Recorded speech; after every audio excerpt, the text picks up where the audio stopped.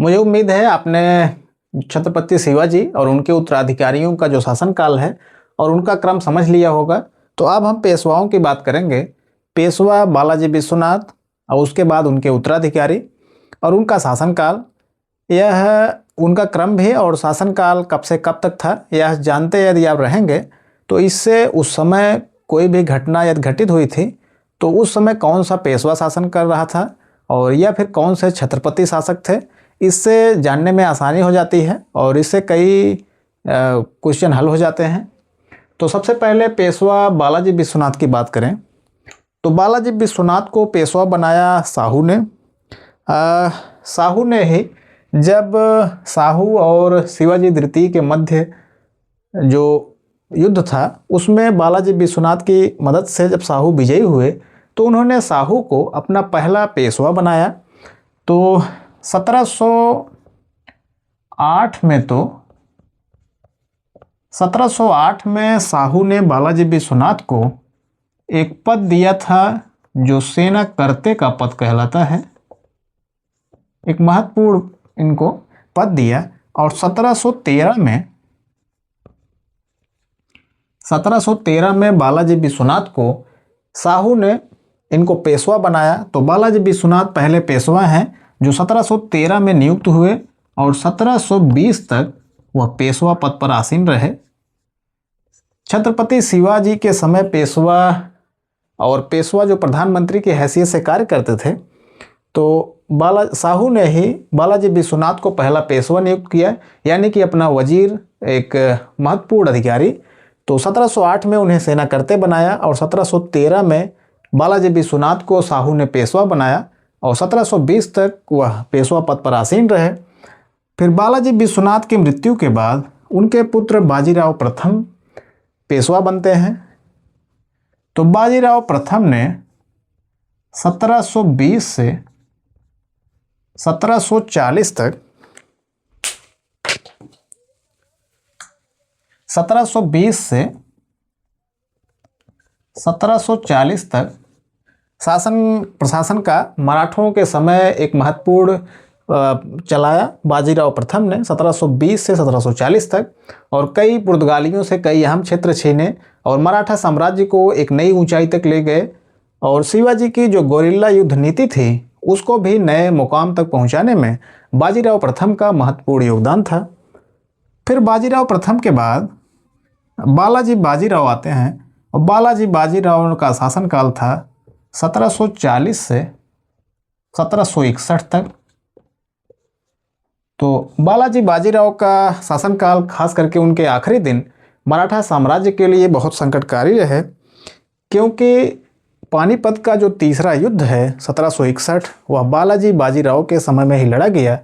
हालांकि उन्होंने युद्ध का नेतृत्व नहीं किया, पर उसी समय वह शासन कर रहे थे और पानीपत के तृतीय युद्ध में मराठों की हार ने बालाजी बाजीराव को भी पूरी तरह से उनकी शक्ति को नष्ट कर दिया।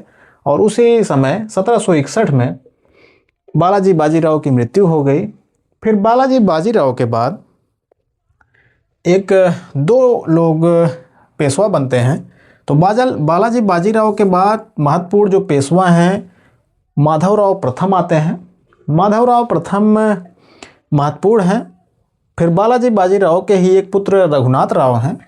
तो माधवराव प्रथम इनका शासनकाल है, इन्हीं का शासनकाल महत्वपूर्ण है 1761 से 1772 तक। तो बालाजी बाजीराव के बाद पेशवा माधवराव प्रथम बनते हैं। रघुनाथ राव भी कुछ समय तक पेशवा रहे बालाजी बाजीराव के बाद, पर इनके शासनकाल के विषय में कोई महत्वपूर्ण उतना नहीं है। पर उन्हीं के उत्तराधिकारी थे आखिरी पेशवा बाजीराव द्वितीय, जो रघुनाथ राव के पुत्र थे, और रघुनाथ राव बालाजी बाजीराव के पुत्र थे। तो बाजीराव द्वितीय जो थे वह 1796 से 1818 तक पेशवा रहे। तो यही शासन का पेशवाओं के शासनकाल का क्रम है और यही शासनकाल का है कब से कब तक। तो पहले पेशवा आपने देखा 1713 बालाजी विश्वनाथ 1720 तक, फिर बाजीराव प्रथम 1720 से 1740 तक, फिर बालाजी बाजीराव 1740 से 1761, फिर माधवराव प्रथम आते हैं और आखिरी पेशवा बाजीराव द्वितीय, जो 1818 में एक संधि हुई थी जिसमें पेशवाओं का पूरी तरह से पेशवा पद को समाप्त कर दिया गया। पर पेशवा अंग्रेज़ों के संरक्षण में 1802 में ही आ गए थे, जो बसीन की संधि थी। 1802 बसीन की संधि। तो 1802 जो बसीन की संधि थी वह भी बाजीराव द्वितीय के समय ही हुई और उसी से पेशवाओं ने, मराठों ने अंग्रेज़ों की जो सहायक संधि है उसे स्वीकार कर लिया था और पूरी तरह से पेशवा अंग्रेज़ों के संरक्षण में आ गए थे। इसमें माधवराव प्रथम के विषय में एक ग्रांड डफ ने कहा है कि पेशवा माधवराव अंतिम ऐसे पेशवा थे जिनके विषय में कुछ अच्छे शब्द कहे जा सकते हैं। तो वह माधवराव के विषय में ग्रांड डफ का कहना है और बाकी ये शासनकाल रहा। पर सभी के शासनकाल में कुछ न कुछ महत्वपूर्ण घटनाएं घटी थीं, जो महत्वपूर्ण हैं और पूछी भी जाती हैं।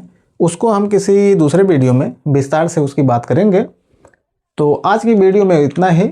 उम्मीद करता हूँ कि आपको यह वीडियो अच्छा लगा होगा। हालांकि अभी लाइट चली गई, नहीं तो इसमें मैं कुछ बताता, और लाइट जिस हिसाब से हमारे यहाँ चलती है इसका कोई भरोसा नहीं फिर कब आएगी। तो आज की वीडियो को हम यहीं समाप्त करते हैं।